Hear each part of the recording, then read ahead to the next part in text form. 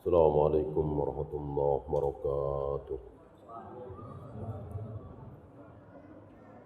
Innal hamdalillah nahmaduhu wa nasta'inuhu wa nastaghfiruh wa na'udzu billahi min shururi anfusina wa min sayyiati a'malina. May yahdihillahu fala mudilla lahu wa may yudlil fala hadiya lahu. Asyhadu an la ilaha illallah wahdahu la syarika lah wa asyhadu anna Muhammadan abduhu wa rasuluhu wa ba'd. Ayuhal ikhwah, sore ini insyaallah taala kita akan bahas sesuatu yang pasti akan datang kepada kita, sementara yang lain belum pasti.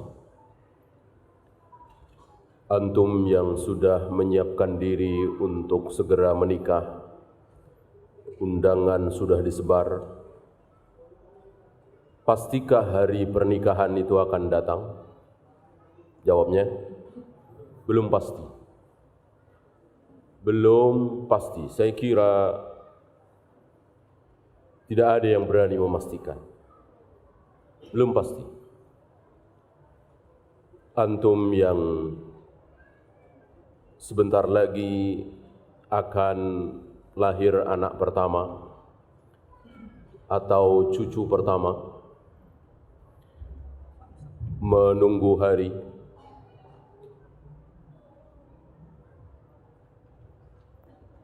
ini pun sama, tidak pasti. Ya. Dan seterusnya. Segala sesuatu yang selama ini kita persiapkan dengan matang, dengan baik.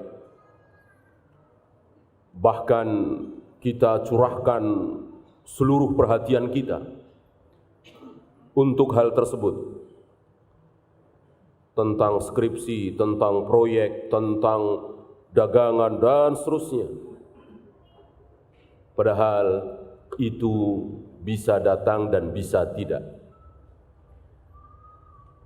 Adapun kematian pasti. Tidak ada satupun dari kita yang mengatakan saya belum tentu mati. Mungkin saya tidak akan mati. Gak ada. Gak ada seorang manusia yang berbicara seperti itu. Hatta orang kafir.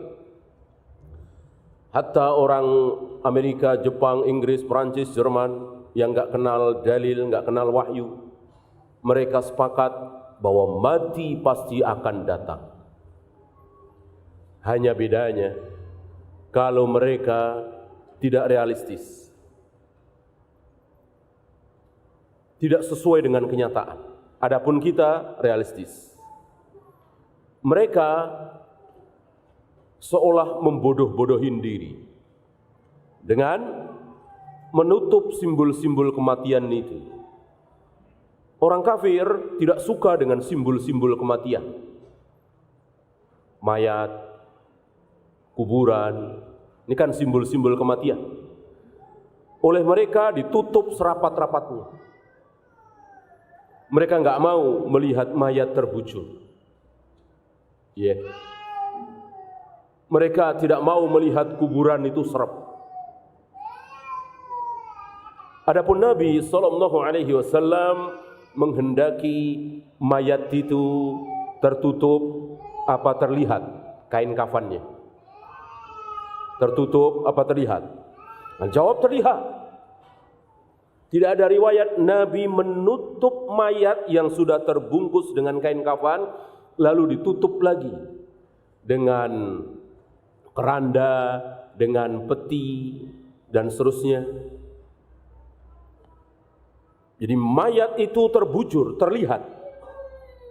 Terbungkus oleh kain kafan, terlihat. Sengaja Nabi melakukannya. Dan Nabi menyolati mayat tidak di tempat tertutup. Tapi Nabi menyolati mayat di tempat terbuka. Tidak ada riwayat, belum pernah ada riwayat Nabi sholat mayat di masjid. Bahkan ada dalil barang siapa yang menyolati mayat di masjid, dia tidak dapat apa-apa. Maksud tidak dapat apa-apa di sini, tidak ada keutamaannya, bukannya tidak sah. Tetap sah berpahala, tapi tidak ada keutamaan. Yang utama sholat mayat itu di mana? Di tanah lapang, terbuka, siapapun bisa melihat. Dan itu yang dilakukan oleh Nabi SAW. Apa yang dilakukan oleh Nabi di satu tempat terbuka yang bernama Al-Musalla, yaitu sholat Id, Idul Fitri, Idul Adha, sholat istisqa, dan sholat mayat. Sunnah sholat mayat itu di tempat terbuka, di kita halaman sekolah, halaman masjid, bukan di masjidnya. Walaupun di masjid boleh, sah. Agar apa? Tadi, agar nasihat itu sampai. Karena nasihat itu kadang ada suaranya, bunyinya, tulisannya, kadang tidak ada. Nah, mayat ini nasihat yang tidak bersuara. Coba antum ada niat mau misalnya ketemu mantan, misalnya karena satu hal entah apa ya, setan lewat, antum ada rencana, sudah SMS-an janjian sama mantan dulu, makan malam bersama berdua, ya. Dulu antum mencintai dia, dia mencintai antum. Tiba-tiba antum melihat mayat terbujur. Ya, apalagi mayat itu teman dekat antum, saudara dekat antum. Insya Allah antum akan batalkan niat itu. Insya Allah. Dengan melihat itu ada ketakutan. Inilah salah satu hikmah kenapa mayat itu jangan ditutup, tapi diperlihatkan. Ya. Itulah al-maut. Beda dengan orang kafir. Dimasukkan ke dalam peti, peti dimasukkan ke dalam ambulan. Adapun Nabi tidak. Terbuka dan digotong, ditandu, dipikul.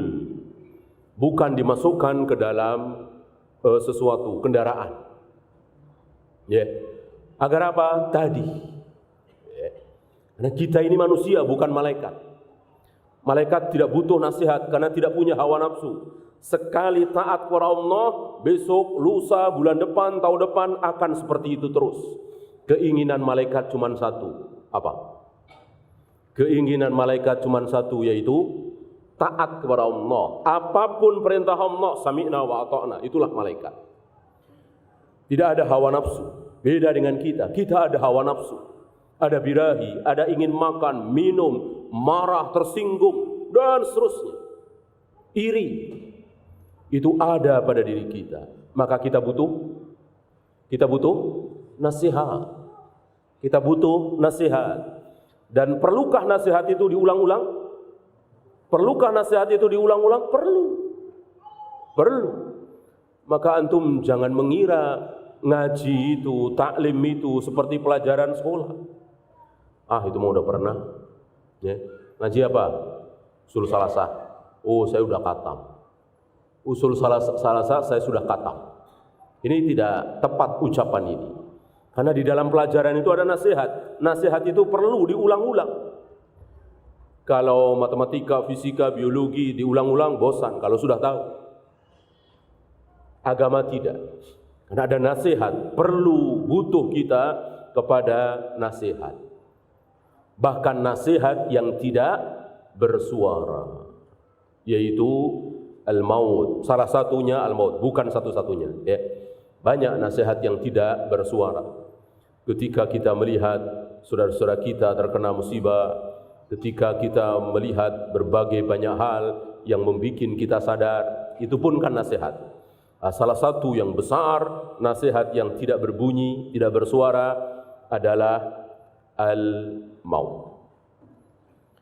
Dan terhadap kematian ini, kita disuruh mengingat-ingat, apa disuruh melupakan? Mengingat-ingat.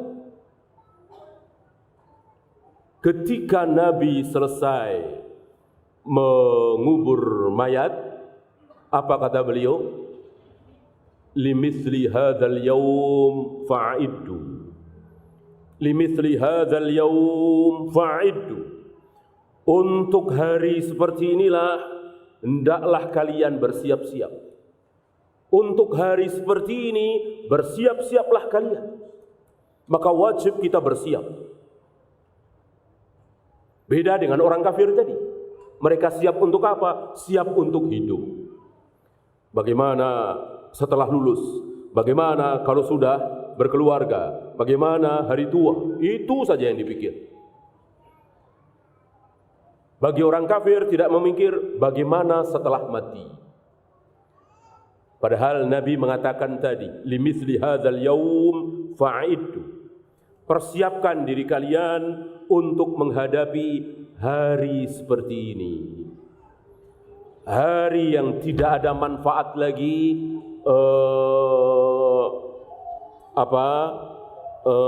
harta, anak-anak sudah tidak ada manfaat lagi. Apa yang bermanfaat di hari itu? Apa yang bermanfaat? Sesuatu yang selama ini kita kecilkan.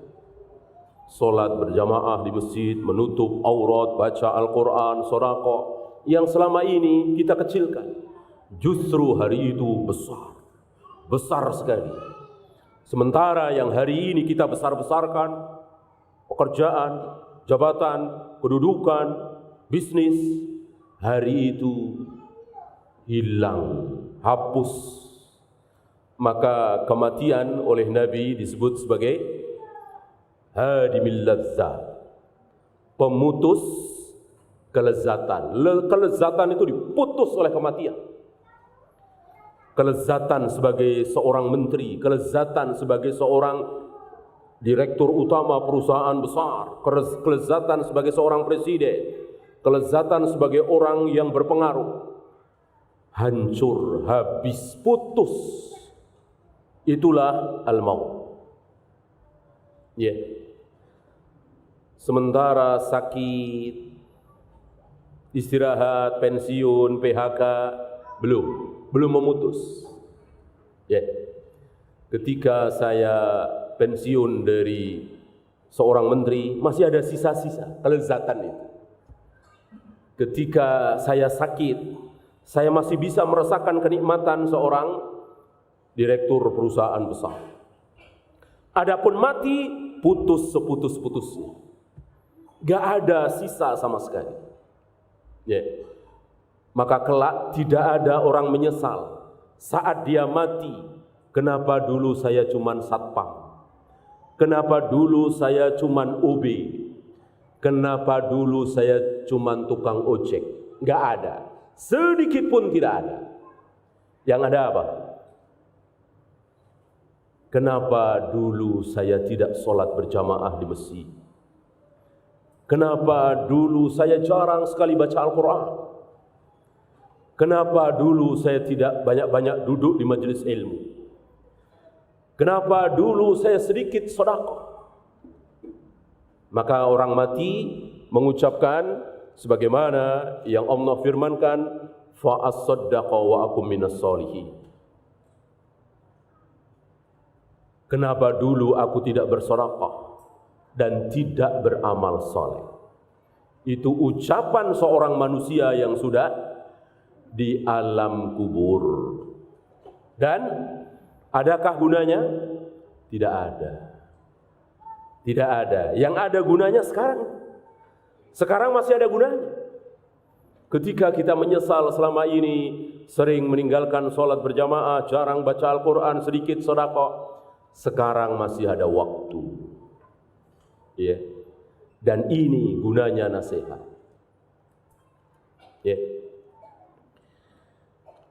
Pembahasan kita insya Allah kita awali dengan bagaimana berhadapan dengan orang mati.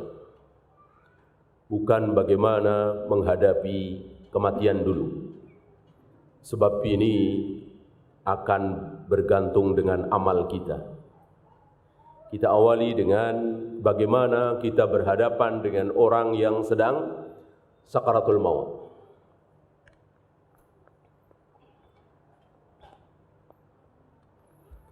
Islam mengajarkan kepada kita untuk saling tolong menolong sesama muslim. Teman antum belum bayar kontrakan, sunnah bagi antum, dianjurkan oleh Allah dan Rasulnya membantunya. Teman antum tidak ada uang untuk membayar SPP anaknya, antum bantu. Itulah kehidupan kaum muslimin. Ta'awanu 'alal birri wat taqwa. Bertolong-tolongan dalam kebaikan. Bagaimana ketika saat sakaratul maut, ketika teman kita sebentar lagi mau meninggalkan kita untuk selama-lamanya, masihkah kita bisa menolong? Masih. Dengan apa? Dengan talqin. Apa yang kita talqinkan, tuntunkan di telinga dia? La ilaha illallah. Man akhiru kalamihi la ilaha illallah dakhalal jannah. Barang siapa yang akhir ucapannya di dunia la ilaha illallah, dijamin masuk surga. Kita bantu saudara kita agar dia masuk surga. Kita tuntun dengan la ilaha illallah. Kenapa? Lemah dia. Jika ada yang membisikkan kalimat-kalimat lain, mungkin akan ditirukan. Lemah. Maka bisikkan kalimat ini, la ilaha illallah. Jangan yang lain. Jangan subhanallah, la ilaha illallah, Allahu akbar. Ini la ilaha illallah, sabda Nabi SAW. Jangan yang lain. Dan hentikan talqin kita setelah dia mengucapkan la ilaha illallah. Sudah. Kita berharap mudah-mudahan ini kalimat terakhir. Maka jangan diajak ngobrol lagi. Jangan ditanya-tanya. Ya. Ngomong-ngomong simpenan antum dulu taruh di mana? Di bawah bantal. Mati. Bantal kalimat terakhir, ya kan? Bukan la ilaha illallah. Maka kalau sudah terdengar la ilaha illallah, selesai. Jangan ditanya-tanya, jangan diajak ngobrol. Ya. Bagaimana kalau ternyata nggak jadi mati? Udah la ilaha illallah. Habis itu melek, habis itu duduk, habis itu ambil minum sendiri, segar bugar. Padahal sudah talqin la ilaha illallah. Gimana itu? Ya nggak apa-apa. Mengapa? Emang masalah? Ya nggak ada masalah. Ya alhamdulillah, hidup lagi, bisa sholat lagi, bisa baca Al-Quran lagi. Nggak masalah. Maka jangan takut-takut mentalkin. Kan ada syubhat, ente main talqin aja, emang ente tahu kalau dia mau mati? Iya ya.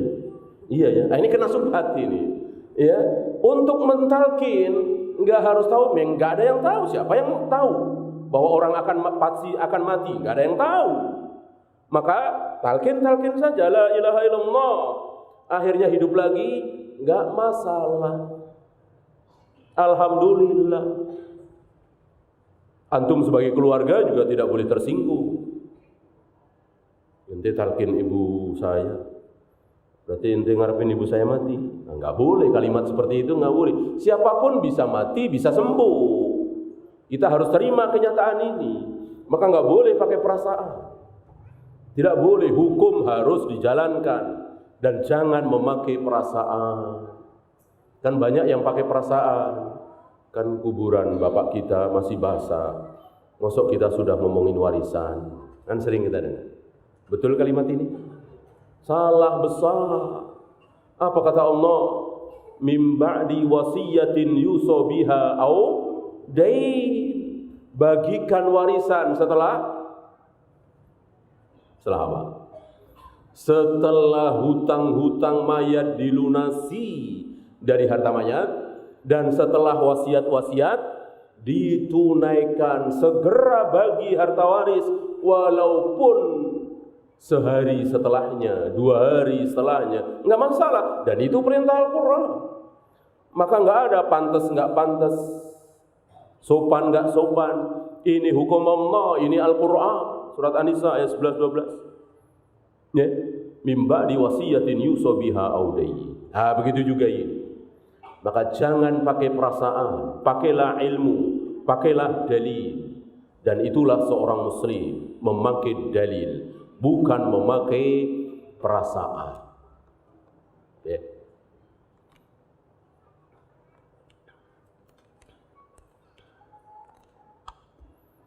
Kalau Rasul dan para sahabat pakai perasaan, mungkin tidak ada perbudakan.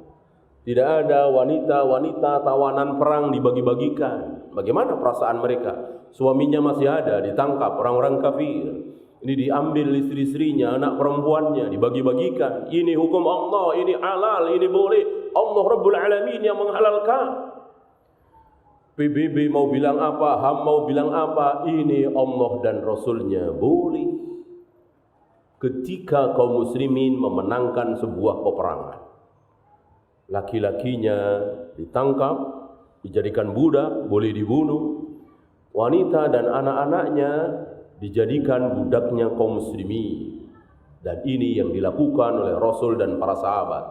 Memakai ilmu, memakai dalil, memakai wahyu, bukan memakai perasaan. Ya.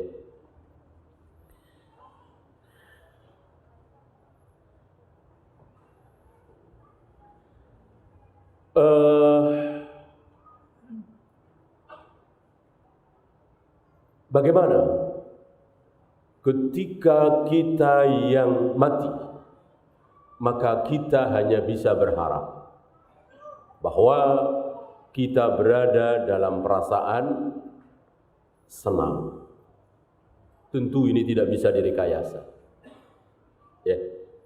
Karena orang menjelang mati bisa senang luar biasa, bisa ketakutan luar biasa. Dan inilah yang dimaksud sabda Nabi sallallahu alaihi wasallam, laqad tala syauqul abrari ila Allah. Orang-orang baik ini rindu ingin bertemu dengan Allah. Maka Allah pun rindu ingin bertemu dengan Dia. Sementara orang-orang kafir ahli maksiat ini tidak suka bertemu dengan Allah. Sama, Allah pun tidak suka bertemu dengan Dia. Hadis ini sempat ada syubhat di hati Aisyah. Maka Aisyah bertanya kepada Nabi, "Ya Rasul, bukankah kita semua enggak mau mati? Bukankah kita semua benci mati? Bukankah kita semua tidak mau bertemu dengan Allah? Tidak mau mati kan tidak bertemu dengan Allah. Kok kalau kita enggak mau bertemu dengan Allah, Allah juga enggak mau, enggak sudi bertemu dengan kita. Kita disuruh rindu bertemu dengan Allah. Padahal kita kan tidak berharap mati. Kita semua ingin terus hidup. Dan kita enggak boleh berharap kematian. Berarti ada syubhat ya, enggak paham. Aisyah tidak paham terhadap hadis ini. Maka Nabi buang syubhat yang ada di kepala Aisyah. Nabi jelaskan bahwa yang dimaksud adalah sakaratul maut. Yang dimaksud adalah dalam keadaan sakaratul maut. Bukan sekarang ini. Sekarang ini tidak ada dari kita yang ingin bertemu dengan Allah. Karena bertemu dengan Allah adalah mati. Gitu. Yang dimaksud oleh Nabi saat sakaratul maut. Ketika kita saat sakaratul maut, lalu kita ingin cepat-cepat bertemu dengan Allah, maka detik itu Allah lebih rindu lagi, ingin cepat-cepat ketemu dengan kita. Sebaliknya, ketika kita tidak suka bertemu dengan Allah, Allah tidak suka, Allah tidak sudi bertemu dengan Dia. Ya, dan sekali lagi ini tidak bisa direkayasa. Ya. Karena apa? Karena kematian ini yang sudah ditulis oleh Allah, Allah menulis setelah kematian itu. Bahkan detik-detik kematian itu, seperti apa sakitnya, 500 kali sabetan pedang, dan itu akan dirasakan. Dan itu bisa menghapus dosa-dosa seorang muslim. Allah senang bertemu dengan seorang muslim dalam keadaan si muslim ini tanpa dosa. Maunya Allah begitu. Tapi si muslim ini ternyata masih ada dosanya. Mungkin pernah ninggalin sholat, mungkin pernah minum khamar, mungkin pernah berjudi. Allah ingin si muslim ini hapus dosanya. Sementara sebentar lagi dia mati. Sementara tidak sempat memperbaiki diri. Maka Allah hapuskan dosanya dengan sakitnya sakaratul maut. Dengan sakitnya sakaratul maut. Tapi kan sebentar. Sakaratul maut mungkin setengah hari, mungkin 2 jam, mungkin 1 jam, mungkin 5 menit. Hanya Allah yang tahu. Daripada siksa yang panjang di alam barzakh misalnya, di neraka, waliyadzubillah. Ya. Pasti akan dirasakan. Inna lil mauti saqara, inna lil mauti saqara. Sesungguhnya semua kematian itu ada sakaratul mautnya, ada sekaratnya. Termasuk Nabi sallallahu alaihi wasallam. Ya. Hanya Nabi diberi pilihan. Seluruh para nabi dan rasul diberi pilihan. Bukan hanya diberi tahu, tapi satu lagi diberi pilihan. Cuman pilihan kedua ini terserah Allah, bukan terserah Nabi itu. Datang malaikat maut, ya Rasul, aku diutus untuk mencabut nyawamu. Lalu malaikat maut ini sekaligus memberikan pilihan kedua. Mau sekarang atau nanti. Nantinya ini terserah Allah, bukan terserah Nabi yang bersangkutan. Ya, antum masih ingat hadis Nabi Musa yang disuruh menempelkan telapak tangannya di seekor sapi lembu, 1 bulu 1 tahun. Rasulullah SAW lebih dahsyat lagi, lebih lama lagi. Berapa? Hari ini kalau beliau mau pilih pilihan kedua, hari ini beliau masih hidup.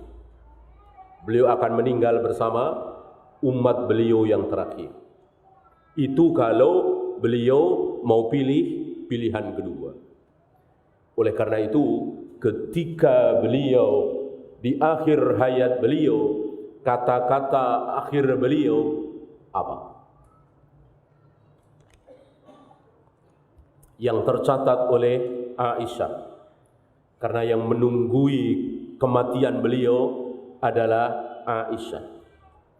Apa yang direkam oleh Aisyah dari mulut Nabi terakhir kalinya, Allahumma ar-rafiqul a'la, Allahumma ar-rafiqul a'la.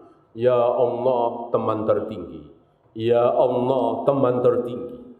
Itu kalimat terakhir yang keluar dari lisan Nabi SAW. Bukan la ilaha illallah.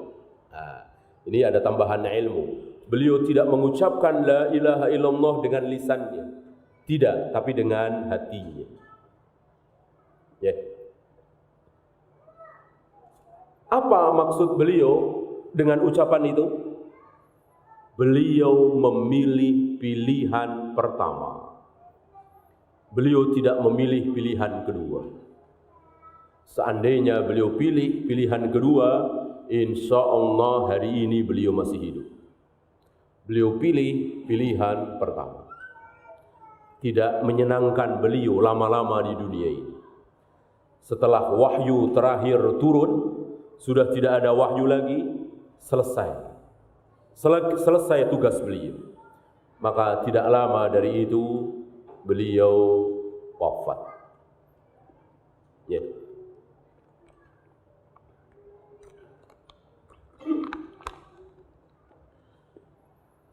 Setelah Allah mengumpulkan ludahku dan ludah beliau, ini kata Aisyah, dan beliau berada di antara leher dan dadaku, berarti di pelukan Aisyah radhiyallahu anha. Kenapa?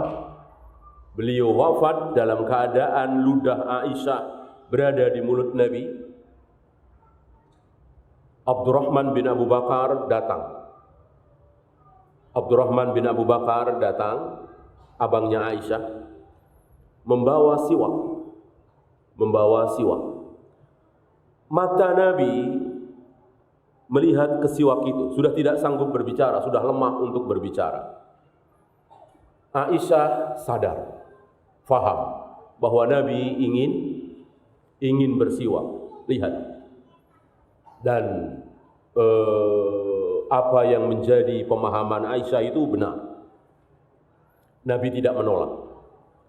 Nabi manusia yang sangat-sangat perhatian terhadap kebersihan, terutama kebersihan mulut, gigi. Dan ini ada sesuatu, sebagaimana yang dicontohkan oleh Rasul dan para sahabat yang tidak pernah meninggalkan siwak. Lalu siwak itu aku ambil, kata Aisyah. Aku gigit-gigit agar tidak terlalu keras. Lalu aku gosok-gosokkan di gigi dan mulut Nabi sallallahu alaihi wasallam. Tidak lama setelah itu beliau wafat. Maka beliau wafat membawa ludah Aisyah. Ketika digigit-gigit oleh Aisyah, tentu ludah Aisyah menempel di siwak itu. Dan langsung digosokkan ke mulut, ke gigi Nabi, tidak diusap dulu, tidak dilap dulu. Ya, itu maksud Aisyah. Dan hadis ini diriwayatkan oleh Bukhari, Muslim, Abu Daud, Nasai dan lain-lain. Siapa yang paling tidak suka dengan hadis ini? Siapa yang paling benci dengan hadis ini? Rafidah, Syiah Rafidah. Maka mereka ngarang-ngarang cerita. Dan cerita itu sampai di negeri kita. Dari awal sampai akhir palsu semua.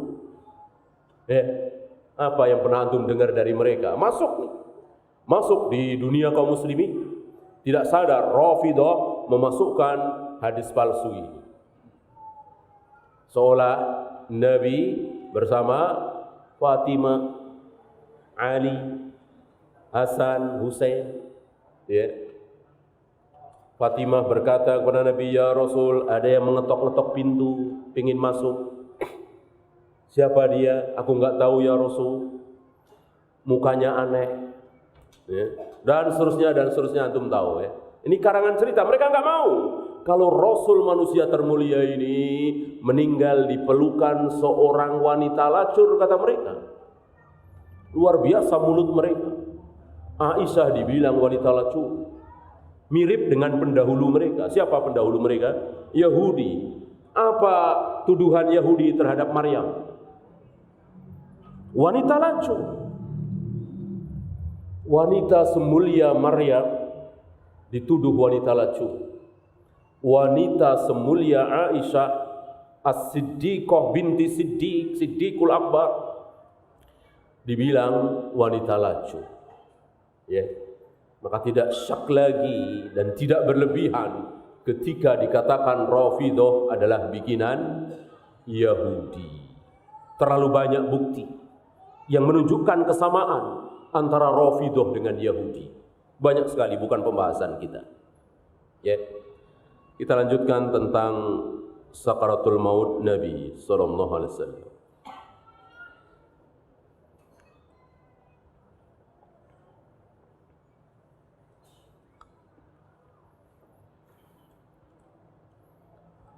Ada kisah yang unik tentang kematian Nabi Adam. tadi Nabi Muhammad SAW. Ini pelajaran bagi kita. Satu ketika Adam diperlihatkan oleh Allah calon anak cucu beliau. Diperlihatkan. Insya Allah termasuk kita. Adam melihat. Entah berapa miliar manusia diperlihatkan oleh Allah pada Adam. Nih, calon anak cucumu. Adam melihat. Adam melihat seorang yang wajahnya berseri-seri. Wajahnya berseri-seri. Adam bertanya kepada Allah, ya Allah, siapa dia? Dijawab oleh Allah, siapa? Sudah dengar nanti siapa? Nabi Daud alaihi salatu wassalam. Dia adalah salah satu anak cucumu, Daud, Nabi. Ya. Bapak dari Nabi Sulaiman. Bapak dari Nabi Sulaiman alaihi wassalatu wassalam. Adam bertanya kepada Allah, berapa umurnya? Allah menjawab 60 tahun. 60 tahun. 60 tahun. Adam mengatakan pendek sekali. Kita tahu umur Nabi Adam, umur Nabi Nuh berapa? 1000 tahun. Ya. Nabi Musa kira-kira 500 tahunan. Nabi Muhammad SAW dan umatnya antara 60 sampai 70. Nabi Daud kata Allah dia umur 60 tahun. Kata Nabi Adam pendek sekali. Tolong tambahkan ya Allah 40 tahun lagi. Biar pas 100 tahun. Kata Allah tidak bisa. Kecuali diambilkan dari umurmu. Diambilkan dari umurmu. Umurmu 1000 tahun. Ambil 40 menjadi 960, yang 40 buat salah satu cucumu Daud. Adam setuju. Diambilkan 40 tahun. Dan Allah membikin catatan. Di sini dibawakan oleh Imam Bukhari dalam bab sunnahnya mencatat perjanjian, termasuk utang piutang. Sebagaimana yang ditulis, yang difirmankan oleh Allah di ayat terpanjang dalam suratul Baqarah. Ya. 275 ya. Ditulis. Ya. Sampai waktunya Adam dicabut nyawa. Dalam usia berapa tadi? 960 tahun. Kan sudah diambil 40 tahun. Adam lupa, mungkin sudah ratusan tahun. Adam lupa. Maka dia mengatakan, ya Allah, bukankah umurku dijanjikan 1000 tahun? Aku baru 960 tahun. Allah katakan, bukankah engkau telah berikan 40 tahunnya untuk Daud? Lupa Adam. Allah sodorkan catatan ini. Ini luar biasa. Hadis ini ada di Sahih Bukhari. Sebuah kitab paling sahih di muka bumi ini setelah Al-Quran. Sepakat para ulama. Kitab paling sahih di muka bumi ini adalah Sahih Bukhari. Ya. Dan ini semua adalah gaib. Yang kita hanya tahu dengan wahyu. Tidak bisa dengan jalan lain. Ya. Bagaimana setelah kematian itu datang? Apa yang terjadi? Sebelum malaikat maut datang, ada malaikat yang datang terlebih dahulu. Siapa dia? Malaikat rahmat atau malaikat adab. Tergantung mayat itu siapa. Kalau dia seorang muslim ahli taat, malaikat rahmat yang datang. Kalau dia seorang kafir, malaikat azab yang datang. Tidak mungkin dua-duanya. Kecuali satu peristiwa. Saya kira antum pernah baca riwayatnya, di mana ada seorang yang mati, dua malaikat datang. Malaikat rahmat datang, malaikat azab datang. Yaitu seseorang yang pernah membunuh 99 tambah 1, 100 orang. Di luar dia, satu mayat, satu malaikat. Mungkin malaikat rahmat, mungkin malaikat azab. Dia datang sebelum malaikat maut. Dia menunggu. Sejauh mata memandang. Ya. Dia menunggu. Mungkin sekian puluh meter. Dia menunggu di situ. Ya. Yang ditunggu ini luar biasa ya. Seandainya kita tahu, barangkali semua orang husnul khatimah. Ya. Allah merahasiakan ini. Enggak tahu. Termasuk yang sedang ditunggu ini enggak tahu. Kalau dia sudah dilihat oleh malaikat rahmat ini atau malaikat azab. Tidak selang lama datang malaikat maut. Bukan Israel ya, malaikat maut. Al-Quran, Sunnah tidak ada menyebut kata Israel. Yang ada malaikat maut.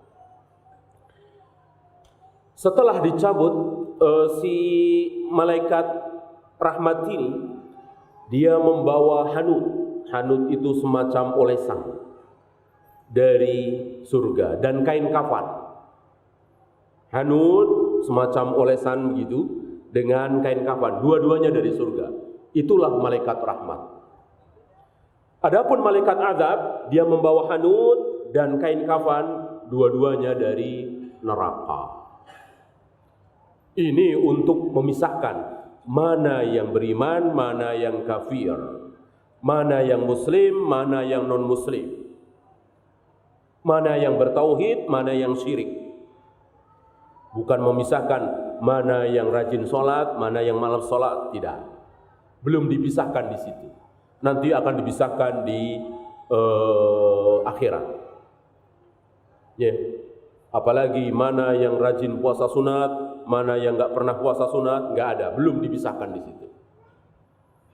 Ya, di sini baru memisahkan mana yang muslim, mana non muslim, mana yang muslim, mana yang kafir, mana yang bertauhid, mana yang syirik. Pemisahan hanya di situ. Ya.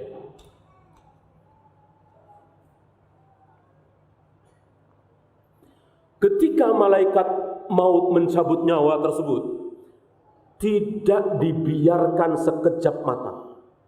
Langsung diolesi dengan hanut itu yang dari surga itu.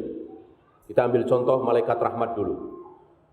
Dioleskan ruhnya itu, lalu dimasukkan ke dalam kain kafan itu, lalu dibawa ke atas.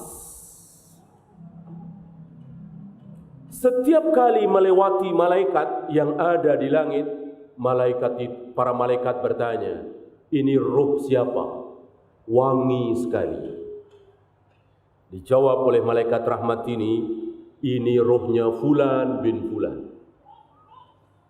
Kita berharap saat nama kita disebut, maka kita sedang digenggam oleh malaikat rahmat. Disebut nama yang terbaik, Fulan bin Fulan. Terus dibukakan pintu langit. Pertama, kedua, terus ketiga, sampai ke Illiyin. Ini malaikat rahmat. Ini ruhnya orang yang beriman. Sekali lagi belum dibahas apakah dia sholat berjamaah di masjid, apakah dia puasa Ramadan atau tidak, apakah dia tidak pernah berjudi, apa pernah berjudi, enggak. Ini baru tauhid, syirik, hak, batil, muslim, kafir. Ya. Bagaimana jika yang mati ini seorang kafir, maka yang menunggu adalah malaikat azab. Setelah roh itu dicabut oleh malaikat maut, dalam sekejap mata langsung diolesi dengan hanud dari neraka itu dan dimasukkan ke dalam kain kafan dari neraka itu, lalu dibawa ke atas. Dan setiap kali melewati para malaikat, malaikat bertanya, roh siapa ini? Apa? Busuk sekali, baunya busuk sekali. Ya. Lalu disebut namanya oleh malaikat azab ini, Fulan bin Fulan, disebut namanya yang terburuk.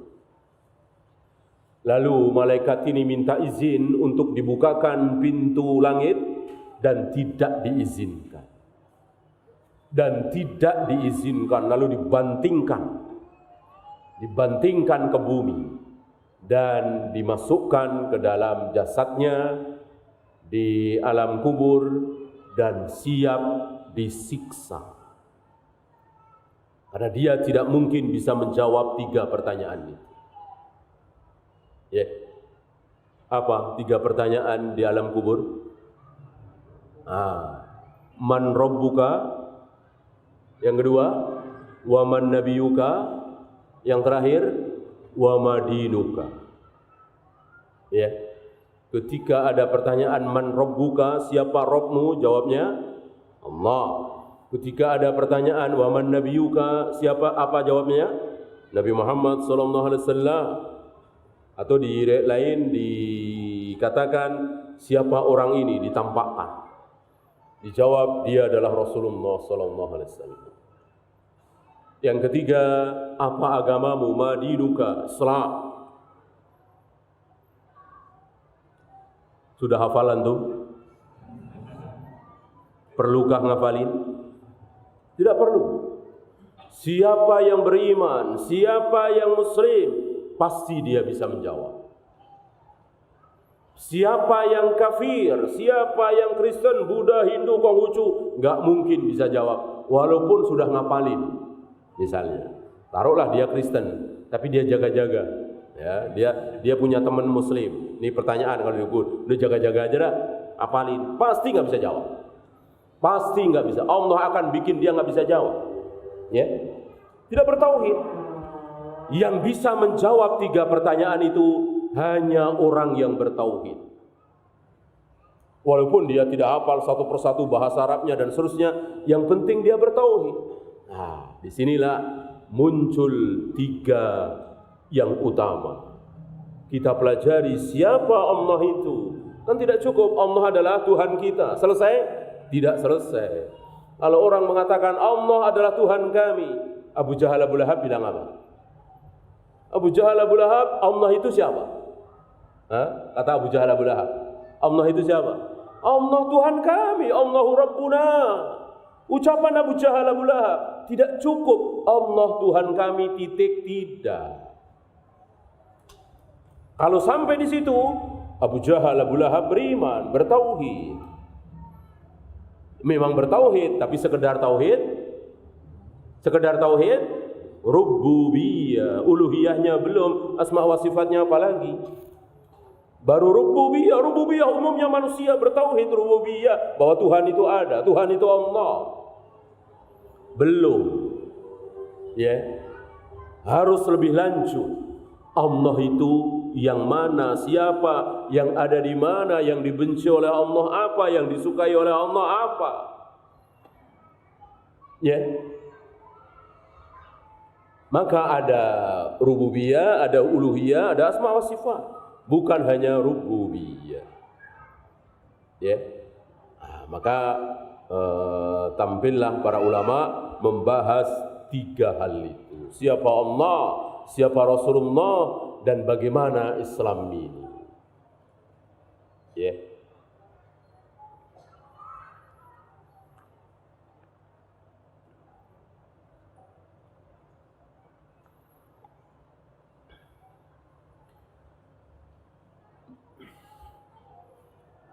Apakah yang bisa menjawab 3 pertanyaan itu, yaitu seorang mukmin bertauhid pasti terhindar dari siksa kubur?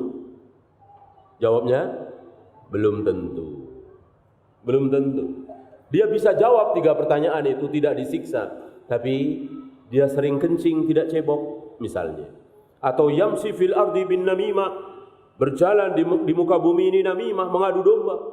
Atau meninggalkan sholat, kan banyak hal-hal yang menyebabkan seseorang disiksa di alam kubur, tapi tidak kekal. Tidak kekal, pada satu ketika akan dihentikan. Beda dengan yang kafir ini. Yang kafir ini kekal selama-lamanya. Ya, yang kafir ini akan terus disiksa. Ketika menjawab 3 pertanyaan ini tidak bisa, yang keluar dari mulutnya ha, maka dipukul di antara 2 telinganya, sini. Ya, di antara 2 telinganya. Seandainya pukulan ini ditimpakan ke Gunung Uhud, maka hancur Gunung Uhud. Kayak apa pukulan ini? Dan dia menjerit kesakitan luar biasa. Dan semua yang ada di situ mendengar jeritan ini kecuali as-saqalain, manusia dan jin. Selain manusia dan jin mendengar jeritan ini. Sabda Nabi SAW yang tidak patut kita ragukan dan tidak perlu dibuktikan. Oh, berarti ayam, kucing dengar juga. Iya, menurut dalil ini. Ya, coba kita lihat reaksinya. Kucing, ayam taruh di atas kuburan orang kafir. Kok diem aja? Nah, ini berarti ragu dengan sabda Nabi. Enggak usah lah dibuktikan seperti itu. Jangan seperti orang kafir Yahudi seperti itu. Orang kafir Yahudi seperti itu. Apa seolah harus masuk akal, harus masuk logika, harus bisa dibuktikan. Para sahabat tidak. Para sahabat kalau sudah yakin ini datang dari Allah, ini wahyu, ini datang keluar dari mulut Nabi, mereka gigit dengan gigi geraham, enggak perlu bukti. Yang ada malah mengamalkan. Ya. Masih ingat ketika Umar mendapatkan 2 gelang dari Romawi. Yang dicari-cari siapa? Suraqah. Karena Suraqah dijanjikan oleh Nabi akan mendapatkan gelang dari Romawi. Ya. Artinya Umar mengamalkan apa yang diramalkan, dinubuatkan oleh Nabi sallallahu alaihi wasallam. Ya.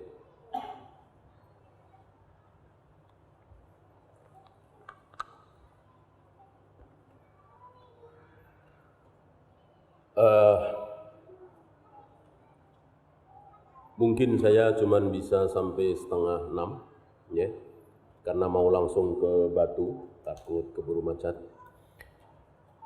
Habis ini insya Allah kita bersoal jawab ya. Silakan antum siapkan pertanyaan. Sambil menunggu antum menyiapkan pertanyaan, saya lanjutkan sedikit.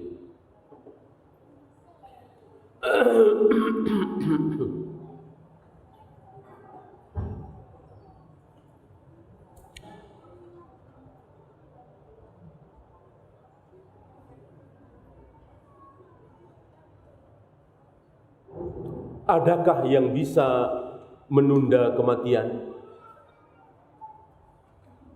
Adakah yang bisa menunda kematian? Jawabnya ada. Ada. Apa? Silaturahim. Sabda Nabi SAW. Dan itu ditulis oleh Allah. Ketika kita berumur 4 bulan di perut ibu kita, ditulis segala hal yang akan kita alami di muka bumi. Salah satu yang Allah perintahkan tulis adalah, misalnya, tulis umurnya 60 tahun. Tapi kalau dia menyambung silaturahim, panjangkan jadi 70 tahun. Itu ada. Maka Nabi bersabda, barang siapa yang ingin diluaskan rizkinya dan dipanjangkan umurnya, maka falyasil rahimah, sambunglah silaturahim. Tentu kita semua ingin umur kita dipanjangkan. Maka datangi keponakan kita, paman kita, bibi kita, sepupu kita. Nomor satu tentu ayah ibu kita. Mudah-mudahan ini bisa memanjangkan sesuai dengan apa yang ditulis oleh Allah tadi. Ya. Tentu Allah Maha tahu. Apakah akhirnya 60 atau 70, Allah sudah tahu. Nah, malaikat ini enggak tahu. Malaikat maut pencabut nyawa juga enggak tahu.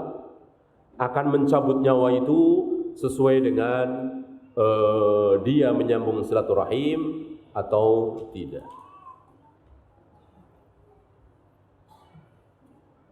Silakan dibacakan.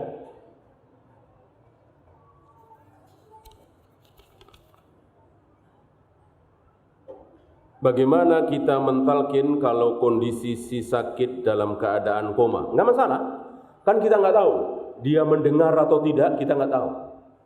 Siapa tahu dia mendengar, dan siapa tahu dia mengucapkan la ilaha illallah di hatinya, sebagaimana Nabi SAW. Maka bisikkan teman kita, saudara kita yang sedang koma itu dengan ucapan la ilaha illallah. La ilaha illallah. Ya, mudah-mudahan dia menirukan.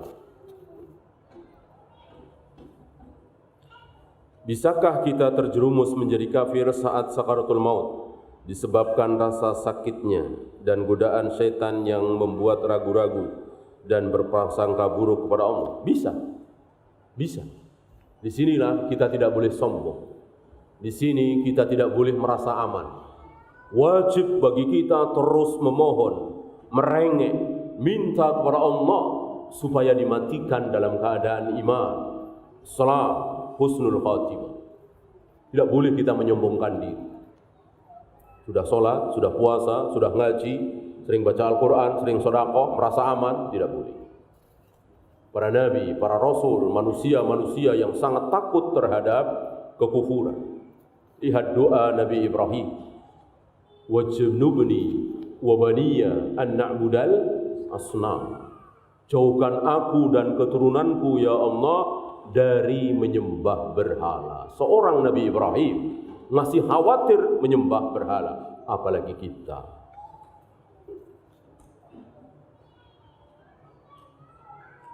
Siksa apa yang disegerakan di dunia ini? Ada beberapa.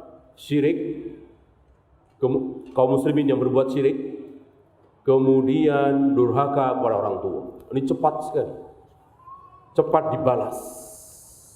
Ya, maka hati-hati. Punya orang tua, semakin antum mengaji, semakin belajar ilmu, mestinya semakin berbakti kepada orang tua. Tidak seperti firqah-firqah dolal itu. Ngaji seminggu, 2 minggu, sebulan, 2 bulan, pulang ngafir-ngafirin orang tuanya. Orang tuanya kafir, orang tuanya sesat, bapak sesat, bapak kafir, bapak bid'ah. Ya, udah diam dulu. Antum tahu ayah ibu antum masih melakukan bid'ah, diam dulu, sabar, tahan mulut. Tunjukkan akhlak. Setelah ngaji, jadi perhatian dengan orang tua, ngasih makanan kesukaan ayah, kesukaan ibu. Tambah senang ibu. Kita ajak ngaji, mudah-mudahan mau. Kalau antum langsung bid'ah-bid'ahin, kafir-kafirin apalagi, ya nggak mau. Ya, jangan buru-buru. Duduk di majelis ilmu lebih baik daripada antum yang menerangkan. Ya, nanti malah banyak salah paham, itu banyak terjadi. Ya.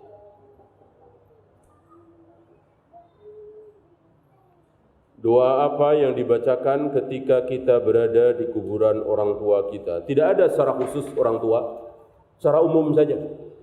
Assalamualaikum ya ahlad diyar, atau Allahumma gfir lahu warhamhu, atau dengan bahasa kita, ya Allah ampuni dosa ibuku, ampuni dosa ayahku. Ya. Secara khusus tidak ada. Bagaimana kalau yang mati muslim itu ahli bid'ah? Apakah yang datang malaikat rahmat? Selagi bid'ahnya itu sekedar mufassiqah, insya Allah malaikat rahmat. Ketika bid'ahnya itu sudah mukaffirah, bid'ahnya orang-orang Jahmiyah, bid'ahnya orang-orang Rafidah, bid'ahnya orang yang meyakini ada Nabi lagi setelah Nabi Muhammad SAW, kan sudah kafir. Sudah kafir. Adapun Mu'tazilah, Khawarij, Asy'ariyah, Maturidiyah, masih muslim apa kafir? Muslim. Insyaallah malaikat rahmat. Kan firqah ini macam-macam. Ya.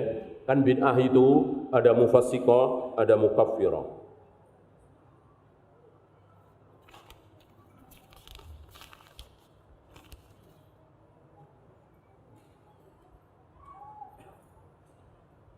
Bagaimana cara membayar hutang puasa orang tua yang sudah meninggal, apakah dengan puasa atau dengan fidyah? Apabila kita tidak tahu jumlah puasa orang tua, bagaimana? Tergantung orang tua ini tidak puasa karena apa? Ketika sakit yang masih ada harapan sembuh, maka kan tidak fidyah. Fidyah adalah buat orang sakit yang tidak ada harapan sembuh. Ya, itu dengan fidyah. Ketika tidak dengan fidyah, ibu kita hutang seminggu misalnya. Belum dibayar, beliau sudah wafat kecelakaan. Nah, kita puasakan seminggu berdasarkan hadis sahih riwayat Imam Muslim, man mata wa alaihi siyam shoma anhu waliyuhu. Barang siapa yang mati dalam keadaan meninggalkan kewajiban puasa, maka yang mempuasakan adalah walinya.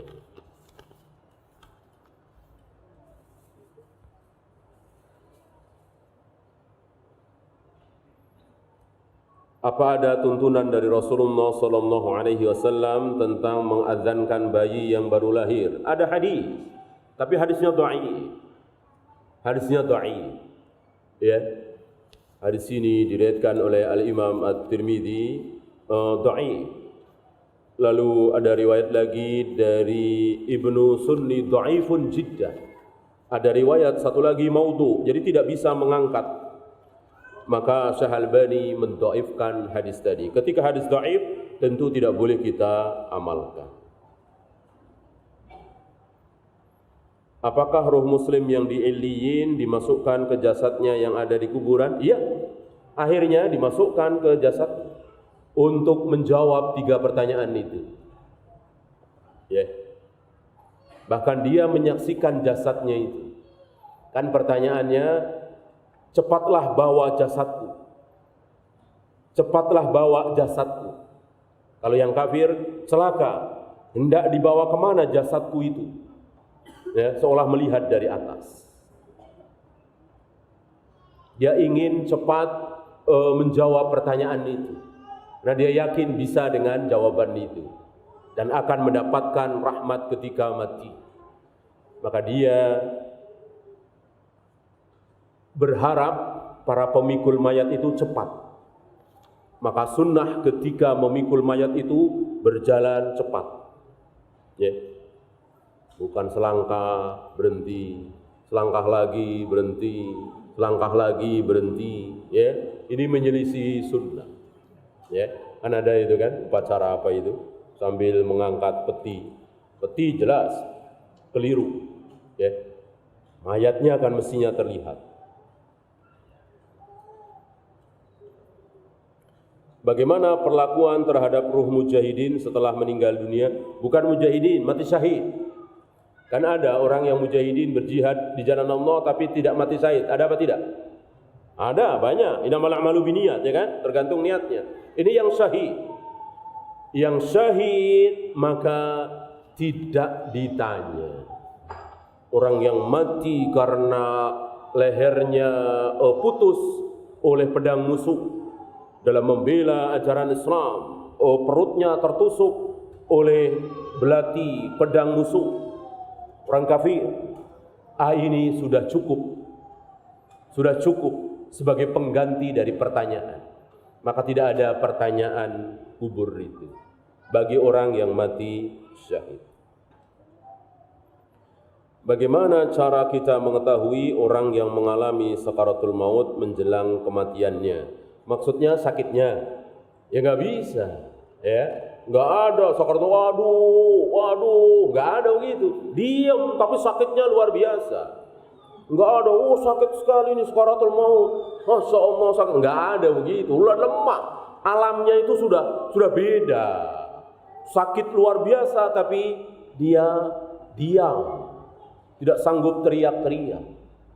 Ya, maka nggak tahu kalau yang dimaksud sakaratul maut kematian. Tapi kalau yang dimaksud menjelang mati, ya tadi sudah kita bahas, nggak ada yang tahu. Apakah si fulan yang sudah lemas terkulai sulit bicara ini akhirnya akan mati atau sembuh? Nggak ada yang tahu. Karena nggak ada yang tahu, maka talqin saja.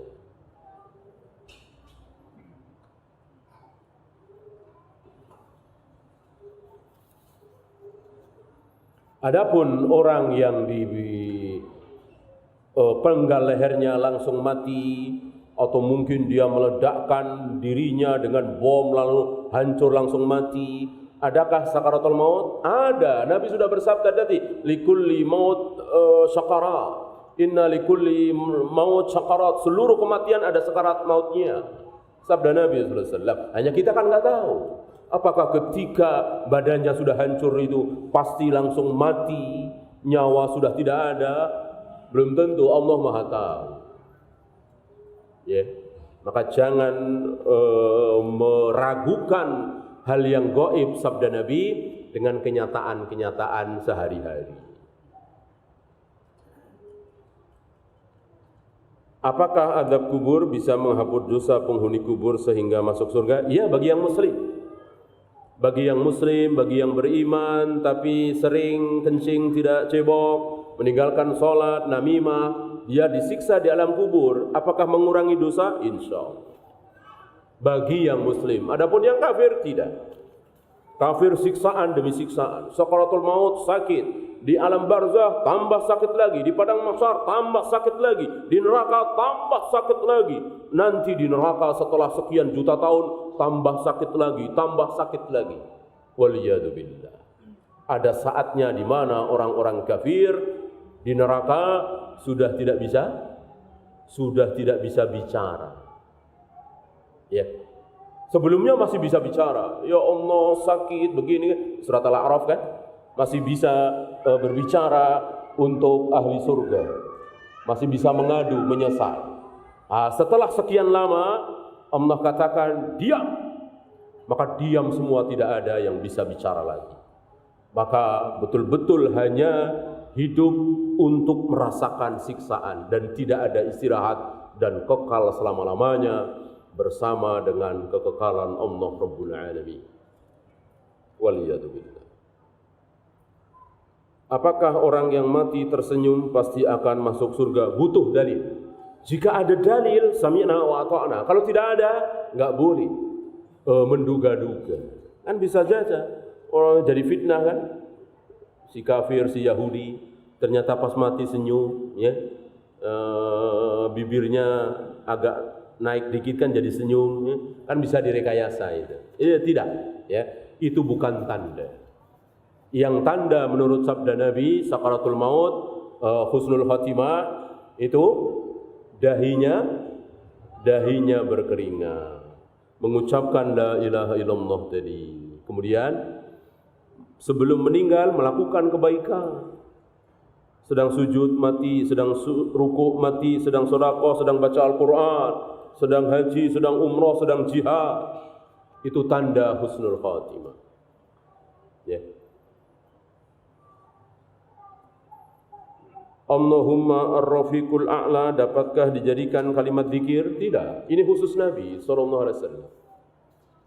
Khusus Nabi, bukan kita. Dan itu hanya diucapkan oleh Nabi menjelang sakaratul maut, menjelang beliau wafat. Kan di kehidupan beliau sehari-hari tidak masyhur kalimat ini. Itu didengar oleh Aisyah beberapa detik sebelum beliau wafat. Bagaimana ketika kita mentalkin seseorang yang naza lalu hanya bisa mengucapkan la ilah dan ucapannya tidak sempurna? Ini ketakutan yang tidak beralasan. Ketakutan yang tidak beralasan. Yang nyuruh kita mentalkin la ilaha illallah siapa? Siapa? Rasulullah SAW. Apakah Rasulullah tidak terpikir? Ini enggak kepikir oleh Rasulullah kali. Kalau dia lemah lagi la ilah mati gimana? Nah, ini ketakutan enggak beralasan. La ilah kan artinya apa? Tidak ada Tuhan, kafir kan? Maka daripada begitu udah Allah saja dah. Allah. Ini namanya tidak yakin dengan sabda Nabi. Nabi yang menyuruh kita mentalkin dengan la ilaha illallah. Enggak usah kita ketakutan. Kalau dia baru mengucap la ilah lalu mati gimana? Enggak perlu seperti itu. Nabi itu kan dari Allah. Allah Maha tahu. Ya. Maka jangan ketakutan seperti talkinkah dengan la ilaha illallah. Jangan Allah. Ya. Apalagi zikir Allah adalah bid'ah. Rasul dan para sahabat, para nabi, para rasul tidak ada yang mencontohkan berzikir dengan lafaz Allah saja. Apakah orang yang tidak sholat saat hidupnya ketika meninggal wajib disolatkan? Iya, ini pendapat yang lebih rajih di antara dua pendapat ulama. Ya. Ketika kita yakin dia muslim, ketika di mata kita dia muslim, mungkin pernah kita tahu baca syahadat atau jelas dia bukan orang Kristen, bukan orang Hindu, bukan orang Yahudi dan hidup di Surabaya ini, di Jakarta ini, di Bandung yang memang mayoritas muslim, maka kita hukumi secara zahir bahwa dia muslim. Ya, mohon maaf masih ada beberapa pertanyaan yang belum terjawab. Cukup sekian saja, yang benar dari Allah, yang salah dari saya. Kita akhiri, subhanakallahumma bihamdika asyhadu an la ilaha illa anta astaghfiruka wa atubu ilaik. Assalamualaikum warahmatullahi wabarakatuh.